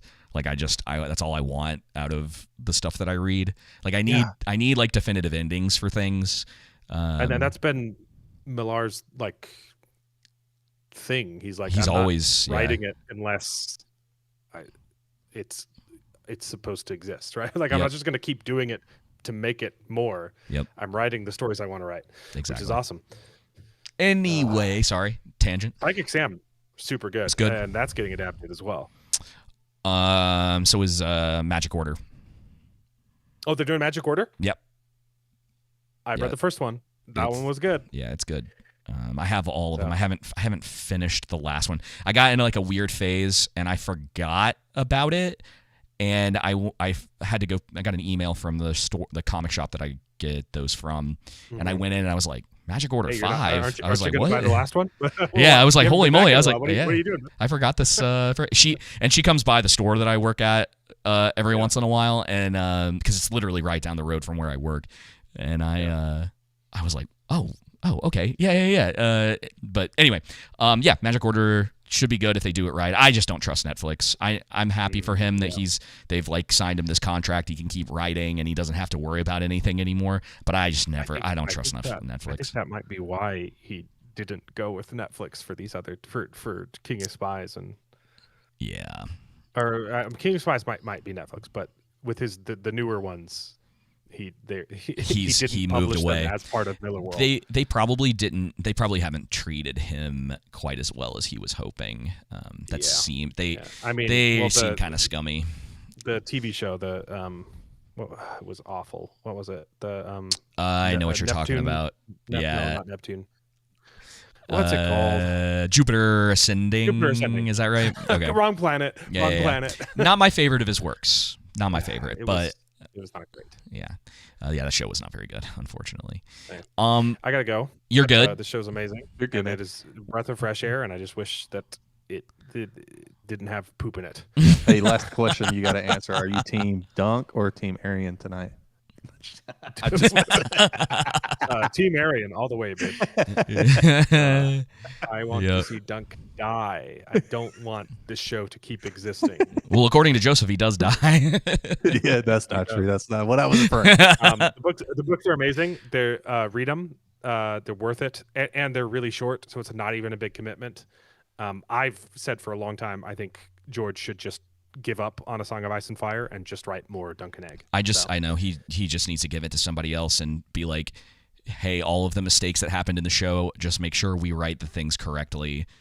And then they need to keep working on this stuff. Do Aegon's Conquest, do Robert's Rebellion, do the Blackfyre rebellions if you want to. Whatever. And then Blackfyre, Robert's Rebellion, those would both be great. They're doing Aegon's Conquest, which is good, but like there's not a lot of meat to it. Yeah, I mean, you could put meat on the bone. I really want was it the fall of I'm getting my fantasies mixed up. Old Valyrian. I was thinking Valinor, and I was like, that's not Game of Thrones. That's a toss-up for me because like the less you know is better, kind of. It's kind of like the Joker. Like, you want to give the Joker a backstory. I just want some of the more like high fantasy. Maybe. It could work, but it might make it worse. So I just want more of the high fantasy stuff and not the civil war between dragons. I like House of the Dragon. It just makes me sad. It just makes me sad. Hopefully season 3 is a little bit better than season 2. Yeah, season. Well, if we get, it's gonna be good. I had stayed away from spoilers for the longest time, and at the end of season 2, I was watching a lore video and got I don't really care, but I got a major spoiler for something that's probably happening in season 3, and I was like, well, if they do it right, I'm cool with it. Was it about Darian? Or? It was about Daemon. Or Daemon. Yeah. Okay. So there's a lot. Yeah, there's a lot that happens for sure, but that one, I was like, oh, thanks, guys. All right, thanks for having me on. We'll have to talk comic books sometime. Oh yeah, for sure. Yeah, man. I gotta go. Bye. All right. Bye. All right, Joseph, we can finish this off. Let's see. So, Egg's older brother shows up. Is this Aaron? Is that how you say his name? Darian, I thought. Darian. Wasn't it Darren? Yeah. Darren, I want to say maybe. Let me check. Yeah, Darian. Okay. Yeah. I have the list in front of me because there are so many characters. It's hard for me to keep up with everybody. He comes in and tries to make his case for what he did. How do you feel about him? I think he strikes me as he's similar to the chick from House of the Dragon. What's her name? That's married to. Yeah, they're both. They both can see the future. They see. Well, yeah, they see the future, but not 100% as it actually is going to happen. Yeah. So yeah, a dragon, may fall, but obviously, it's not. It means a Targaryen will fall because he gives that prophecy here about, hey, I saw you in my dreams. Can I? And so, go ahead. Can I? I don't want to like. How much can I spoil for you about something that happens like 50 years later? Like it's quite a while after this. Yeah, you're fine. It's what we were referring to with Summerhall. So yeah. I already know about Summerhall. Okay, so this is spoilers for later on if people don't really want to hear this, or at least this is like running theories.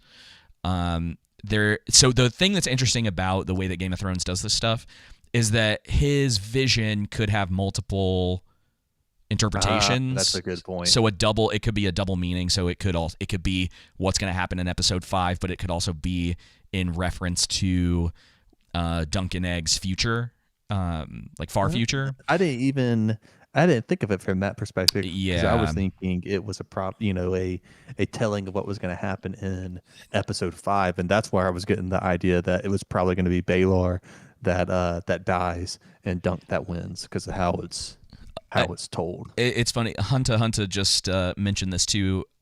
This is a huge spoiler. I think everybody probably knows at this point. But I'll say it anyway. It says, "What do you think about the new reveal that Dexter that Dunk survives Summerhall?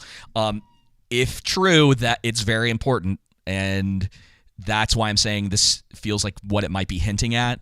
There's been 2 times now that the show has had like a fortune teller type character reveal something to Dunk, and I always thought it made more sense because a lot of I think Gary was talking about this, but he was saying like no, like that Dunk and Egg die at Summerhall, like that's what happens, like that's the the ending. That's the ending of their story. And I was always sort of like, and maybe this is me just wanting the more like hopeful ending.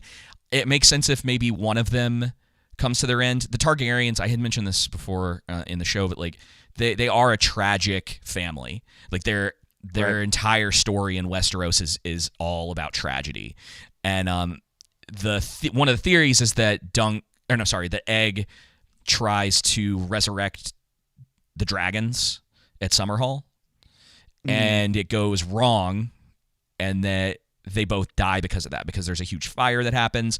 And so the question of the death of the dragon and Dunk, essentially prevailing, could potentially have two meanings with what Arian is saying, right? Or not Arian, sorry. Golly, this is what I'm saying. I'm Darren. Yeah, you're good. Their names drastic implications for sure that there could be something to that. And it's kind of like what Technically was saying with the way that George writes things. He loves his like bittersweet endings, and so having these two characters and one of them ultimately fall victim to what happens with all Targaryens. It seems to be the case for like pretty much every Targaryen, that they just have this tragic ending, and then this one like good upstanding guy prevails. And if I'm being honest, and we'll finish up the rest of the show after this. That's the last thing I want to say about this. But I wish that Martin at this point would finish the books through the lens of who Dunk was and the potential impact that has on Brienne and maybe other people. I see I see a through line in my head of a better ending for A Song of Ice and Fire, with the knowledge of Dunk surviving and his legacy living on ultimately. And I find that much more preferable to what we got. Yeah, well, 100% on that. Yeah. What we got was straight crap. Oh, dude, it still irritates me to no end. I see like clips of it all the time, and there's like a moment in season 8 where Jaime knights Brienne and finally gives her like an actual knighthood, and it's probably one of the only things from season 8 that I was like, oh yeah, like that's makes sense. And then everything else is just a giant like dump. Steaming pile of crap. It's a steaming pile of crap, just like Dunk took in the first episode. Yeah, 100%. So there's that. So he does give him that vision and does his best to apologize, and Dunk attacks him when he first comes in, puts a knife to his throat, and asks to. He's basically going to take a fall. He's like, listen. Yep. He's like, there's not a lot that I can do with this. Things, the wheels are in motion, the cogs are moving, but the least I can do to try to make up for this is to take a fall. And so there's something to that. He's clearly got a lot of issues, and the reason that he drank so much is because of the visions. And so there's, I don't know how much we're really going to get of him moving forward, but I do, again, just like a lot of the characters in the show, I find him really interesting. The way he's written. You get enough to get intrigued by a lot of the characters in the show. Yeah, exactly. Which goes a job well done to the writing, because that's something that's difficult to do. A short amount of screen time for a lot of the characters, yet still intriguing and interesting. Especially because of the length of these episodes. Yep. It's kind of incredible that it's doing that well, considering how much time they're given for each episode. Yep. They did a great job. It really does. I would love HBO to put out like a steelbook of season 1 and just let you be able to, like, without stopping, without the little like HBO intro in between each episode, and just let you watch it like a 3-hour movie. Yeah, that'd be pretty cool. It'd be cool because like it is seamless. Like going back and watch those first 4 episodes again, they lead right into each other, and I'd love to be able to watch it without having to deal with the little like wah thing that comes up at the beginning of each episode. Just watch it straight, almost like a movie. Okay, we can move on from this. Egg, I believe, also offers to help Dunk find knights. Yes. He it's like, I think it's right after this, he says, I can help you find knights that'll stand by your side. And they kind of leave that moment, and with the future knowledge of what happens with Stefan Fossilway, it's kind of an interesting thing. Like, it's cool to see how much you really pick up on going back and watching the episode again. And so the guy who's making his armor, who I don't even know if we ever got a name for. I don't think we did. Because you had said something about that at one point, and I was like, I don't think we got a name for the guy. But Dunk is inspiring others around him to do good as well, not just looking out for their own self-interest. And it's so funny because they all kind of have a similar reaction when they first meet him of like, what's with this guy? Like, none of them are saying it, but it's like, it's the eyes again. Like, you can do a lot as an actor with your eyes, and every time someone interacts with him, they're always kind of like, this guy is different. Like, there's something different about him. So he has the shield that Tanzel painted for him, and he tells him that he fixed it up for him, and that he's only going to require a copper for him for the price, showing like a sign of solidarity. So it's obviously is like what technically was saying, that they don't have the line in there about him like staying to his vows, but the sentiment is there in all of the characters around him who decide to step up and do the right thing, because he seems like he's completely genuine in what he's trying to accomplish. Yep, exactly. So I believe this leads us to the final scene of the episode. We have, now forgive me again because I do not know all of these guys' names. There are a lot of people. I don't either. A lot of people in this show. We have the night that Arian killed his horse. He's obviously, he was again, the show doing things that make sense. Like, it's not always about the surprises. It's not always about the twists and the turns. It's the things that make sense, and having this guy here after what Arian did to him, killing his horse and getting his leg shattered because of it, being one of the people to step up to fight, just makes a ton of sense. We have I gotcha. We got Humphrey Harding, is the one that broke his leg. You got Humphrey Easbury. Is that? You got Robin Reisling. That was who we talked about earlier. Yep. I don't know much as far as Lionel Baratheon. Bisbury, but I guess he's just Humphrey Harding's brother. He's the guy with the mustache, with the orange mustache. He like, someone could correct us. I don't know if he's even. He kind of seems to just be like, if he was in the book or if we haven't really gotten a whole lot of interaction. Maybe he'll get something will happen here. Maybe he's just gonna die.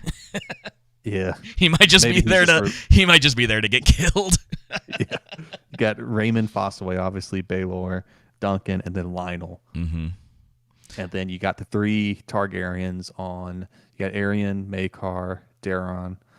You got William Wild with Kingsguard. We know there were 3 Kingsguard, 2 of which we've met, right? Because 2 of them are the ones that Dunk interacts with in episode 2.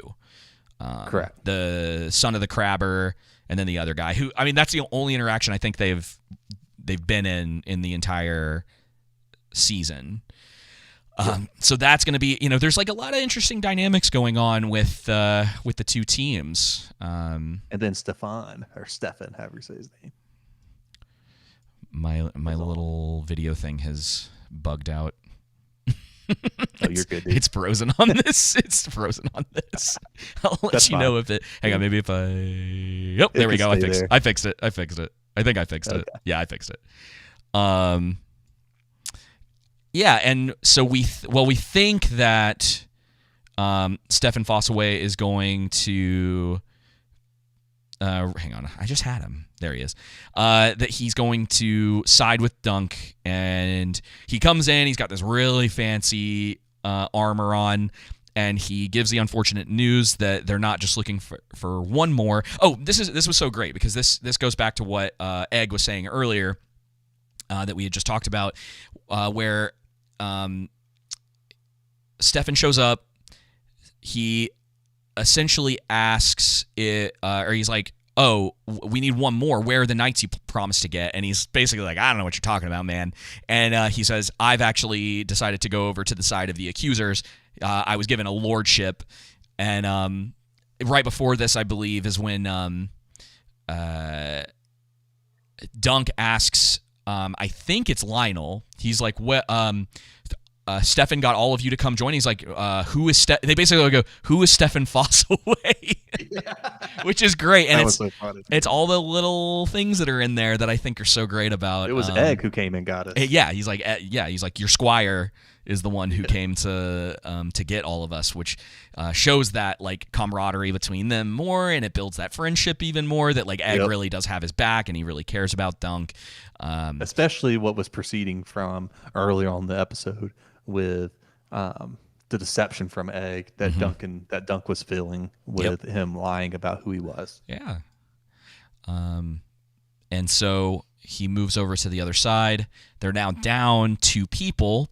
So this is when Raymond asks him to knight him. And we haven't talked about this too much in our discussions of the show, but I think they've made it pretty clear that Dunk never actually got knighted. Yes. I think they've made, because I was like watching it with that in mind today, and I think they've made it because he's so nervous, because essentially like he doesn't want to knight Raymond because he's not. And so I'm curious if they're going to actually resolve that at the end of the show and have someone knight Dunk officially. Because it seems like it's clear but not definitive. Exactly. And I wonder if we're going to get a definitive, like someone either confronts him about it or just says, "Listen, like, let me do this," And I could see it being Lionel. I could see it being, somebody else who just officially gives him his knighthood in the end. Because we know I mean, I guess it's a spoiler or whatever, but we know there's filming season 2. We know he makes it out of this. It's him being the central. No way. I know, right? Him being the central character, and like this is not Ned Stark, right? Like this isn't that story. And it's so he is like the character we're seeing all this through, and the one who's effectively making change in the people around him. But there's still that question of everybody else that's around him, at least for those of us that don't know. Exactly, and they spoil it in the trailers, main Game of Thrones. Oh yeah, because he's got like 4 pages to his name or whatever. Of course. But I like the knighting scene with Lionel. Knighting Fossaway Raymond. His armor's so cool too. It is, and it's very inspirational. The message Dunk gives to the crowd, and kind of has a little bit of, dare I say, Lord of the Rings energy, David. Yeah. And, type influence of being inspirational. A little bit of Aragorn inciting people to be virtuous and honorable. That was what I thought about too. He says there may come a time where the strength of men fails, but that day is not today. Yep. And it's a very similar thing of, are there any like knights left? And I think one of the things that's cool about it that I didn't notice the first time either is that there's and this probably makes sense from like a in-universe thing too, but they position the small folk on the other side of the arena from all of the nobility. And there's a clear like difference in the way that they are treating the situation, and the nobility acting the way that they are, and having the small folk like see the way that they're treating this guy is not going to work out well for them, you know. And it's clearly building to something, and I think that's really cool. Nice. So yes. And to your point, the armor details in this show are impeccable, man. It's really good, especially in comparison to Rings of Power and how much money they had, and how that just looks like a high school production display as far as the costuming is concerned. This is authentic, lived in, just so much detail. And it's the scene's really cool where they're where he's getting knighted. I think it's excellent. So yeah, he does that for him, and we get the scene where Dunk is asking for one more knight to stand up and fight with him, and you know he gives this impassioned speech, and what's interesting about this speech too is that he's learned a lot over the course of these episodes, because he now understands sort of where his station is and where Arland, his former master's station, was in life. And he gives the speech from that position of them under, you know. And he's go ahead. Not viewing the world through rose-colored glasses. He's also seeing how everyone else's position and how the world actually is that he's living in. Yeah. So he how grim dark it is, as the kids say. Gosh. So he gives his speech, and we think that this. I don't see if I can get the guy.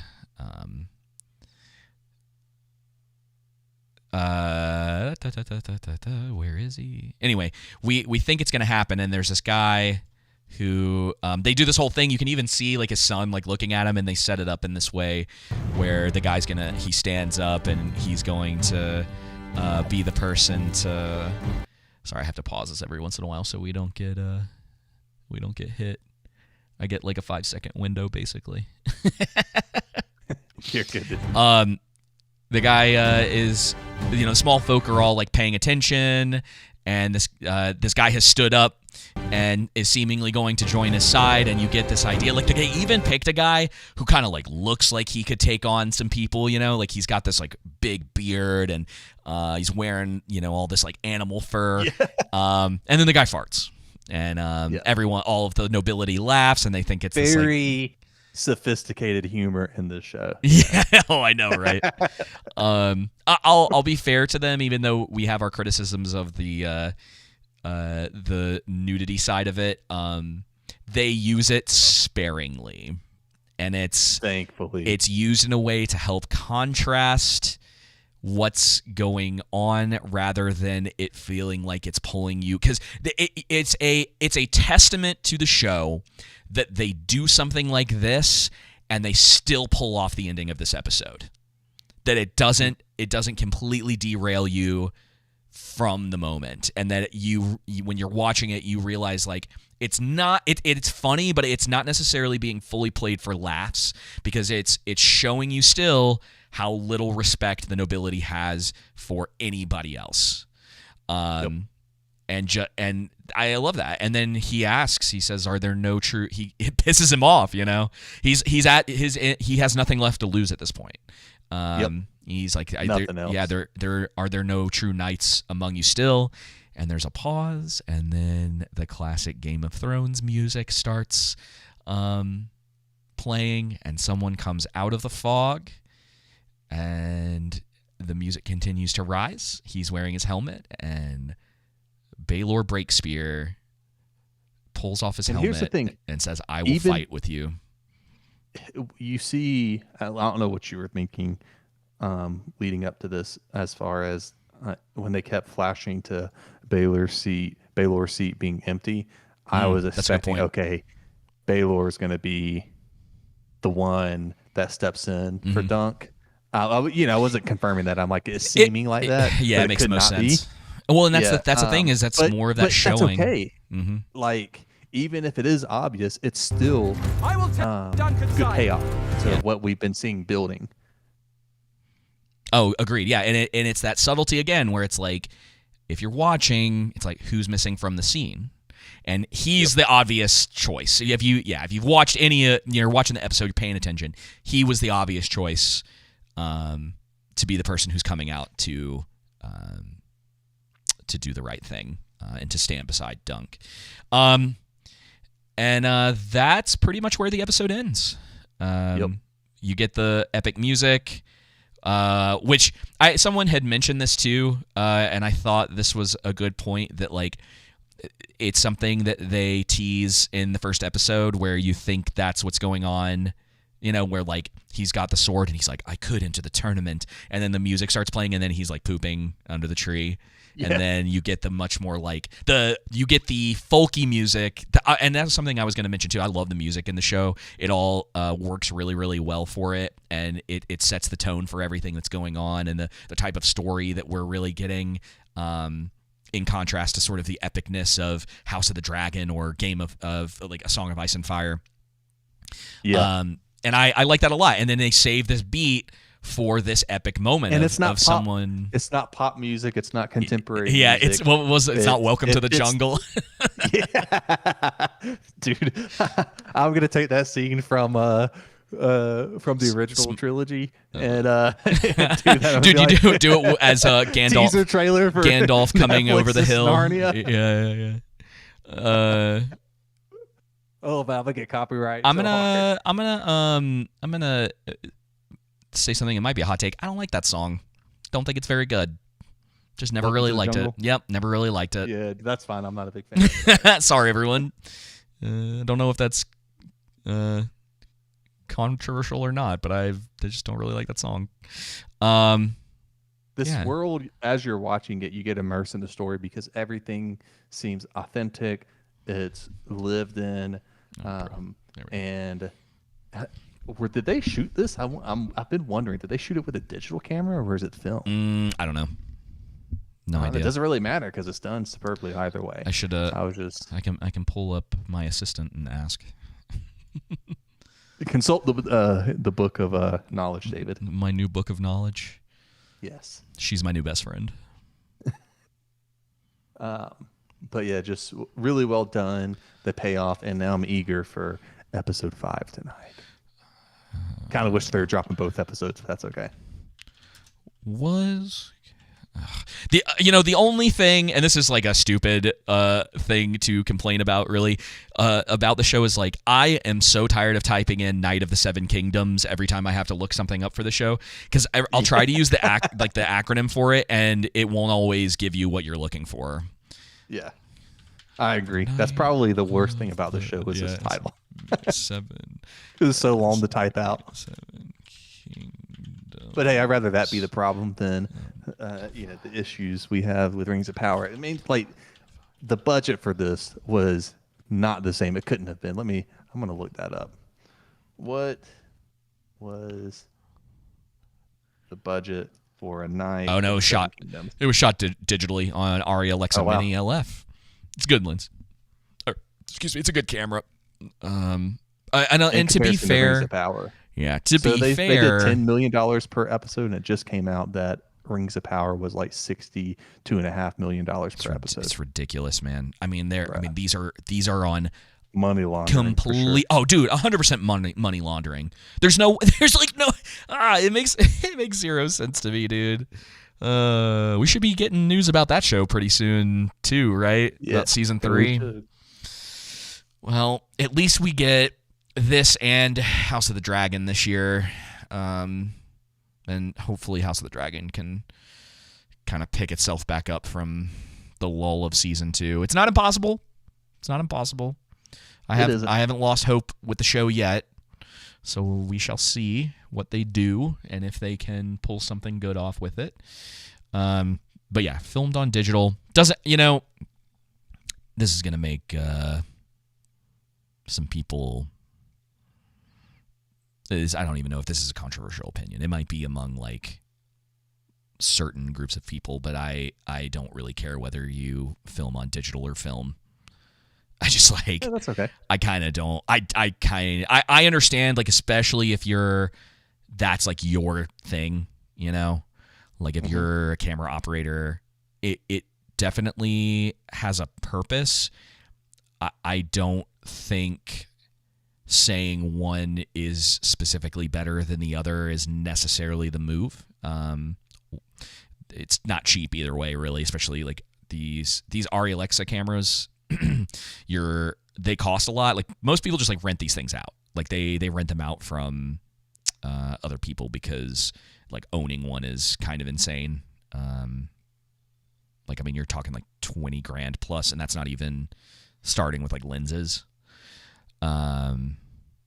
But having good cinematographers, good DPs, good lighting people, a lot of that is what makes the difference.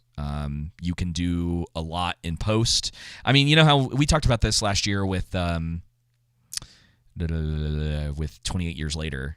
I mean, that was filmed. I was thinking about this today because it's, in hindsight, like, it's such a stupid thing to be like the centerpiece of your movie. It seems like they were just trying to distract from the fact that the script wasn't very good. But they were like, oh, we filmed it on like iPhone 17s or whatever. And you're like, okay, I mean, there's like something kind of impressive to that. I mean, I don't have a team of editors and color correctors behind me to make it look really good in post. But yeah, sure, like, it's cool that you filmed it on a cell phone camera.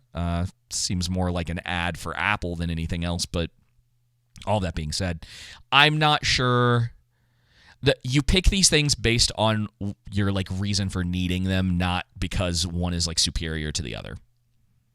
Like they pick the cameras they're using for reasons, and sometimes those reasons are, you know, like I'm pretty sure what is his name? Slipping my mind right now. The guy that did Prestige and Batman and Christopher Nolan, thank you. I think he's just like old school in that way. Like, he likes to just use film. Like, it's kind of got a prestige level thing to it, where it's like, I film everything on, I do things the classic way or whatever. It's cool, and I think there's like something to that, and sometimes there's like texture to that, but I'm not gonna be that guy. just give me a good story, make the world look like they actually live in it, and not like a soap opera, unless that's what you're going for. And unfortunately, I think like Fallout Rings of Power. Fallout was filmed on film, and it looks soap opera-ish. It looks too clean. Yeah, so, it does. Excuse me, I'm shifting in my chair. It probably sounds like I'm farting. Yeah, I don't get it. And I'm so ready for it tonight. I'm so excited, dude. It's come on at 9 Eastern. Yeah.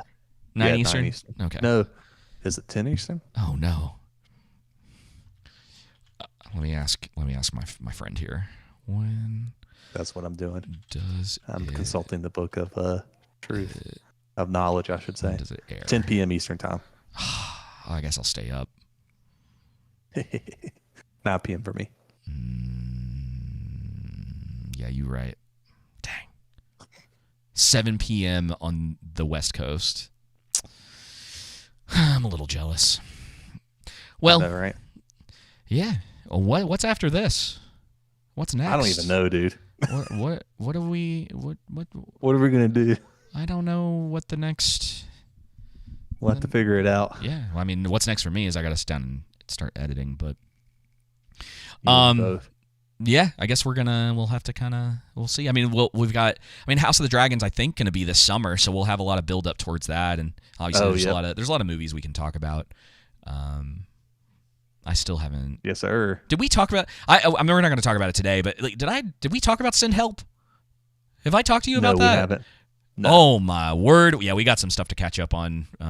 We'll just wait. We'll wait until Night of the Seven Kingdoms is done, and then we'll do a little makeup on some of the stuff. I think that's the only thing so far that I've watched that I would even want to talk about. It was bad. Spoiler alert. Yeah. It was. Oh, bro, that was a confusing movie to watch. I have no idea what I was supposed to get out of that.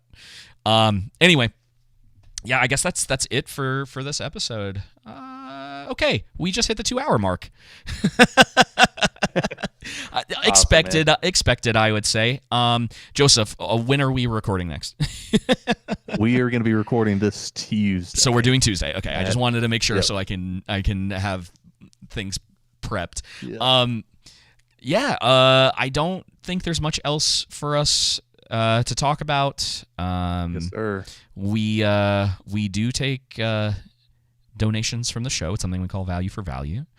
We'll talk about it some. I think we're gonna simplify and rework that for a while till we kind of get back to where we want to be. But there are links in our bios. I think Nightbot has probably put it in the chat the troll room for the live stream. For those of you that are new, we live stream typically. It's a little weird right now because of Joe's schedule.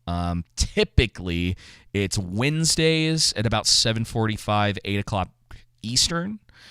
So y'all can decode that for where you happen to live in the U.S. or around the world. We also just have the podcast hosted on any of your local podcast apps that you prefer. We are currently using Discord to record. That may be changing depending on how they handle this insane rollout thing that we were going to talk about but don't have time to right now. Yeah. Good on all of the people who have found workarounds for that.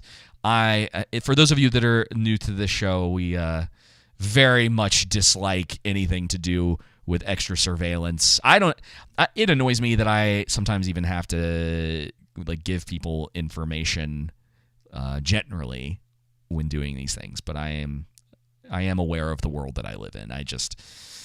They've gone too far.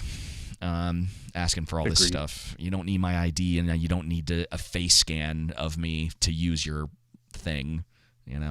Exactly. But I like it from sort of the aesthetic of what it does for our show on YouTube. But Joseph, I am looking into a specific alternative that would be really cool if I can figure out how to make it work. But that's a project that it might take all year to figure it out. So nice. There is something that I would like to try to do. I just don't know. I don't know how easy it would be to implement it, especially because you and I do this over a live stream in different parts of the country. Right. So I know I'm being shadowy about it, but I am not going to make promises that I cannot keep at this point. For now, we're working on getting some things back. We have a couple little things that I've been working on. We're trying to get ISOs implemented back into the show, kind of like this. Oh, it didn't work. What? It did. It's broken. I told you. Tweaking with this thing breaks it all the time, and for some reason, it's decided not to work. And why aren't you working? Sir, why aren't you working? I had it working, and now it doesn't want to work. Works every time I open it up. I get blasted with a bunch of ISOs at the same time. And I thought I hit the buttons to fix them, and it didn't. So I don't know. Anyway, that is all, folks. We are done with. To be honest, I don't even remember what episode this is. We're in the episode 4, 260 somethings, I think. Oh, anyway, yeah. We're done with this episode. So thank you guys so much for tuning in. Whether you were in the troll room, you know what? Thank you to everybody but that one guy who was in the troll room. I don't know what his deal was. Dude, sir, that came out of left field. I was I saw it and I was like, should I? And I was like, yeah, I'm going to specifically say something about this. Thank you guys for tuning in. Thank you for all of you who checked out the live stream. Thank you to everyone who will listen to this later on your preferred podcasting app. We'll be back on Tuesday with another episode, and we'll be talking about this next episode of Game of Thrones, or Night of the Seven Kingdoms, that we are so hyped for. But until then, y'all take it easy.